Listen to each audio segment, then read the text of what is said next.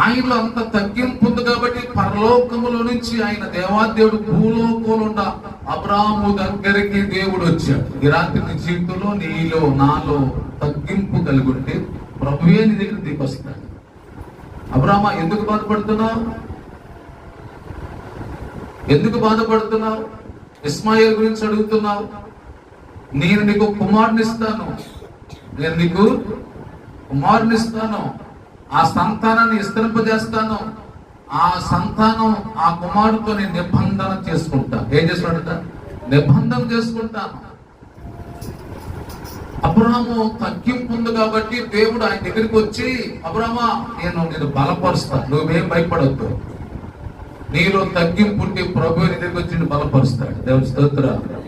ప్రభువు నిన్ను బలపరుస్తాడు, ప్రభువు నిన్ను ధైర్యపరుస్తాడు. ఎవరు నిన్ను ధైర్యపరచలేదు, ఎవరు నిన్ను బలపరచలేదు.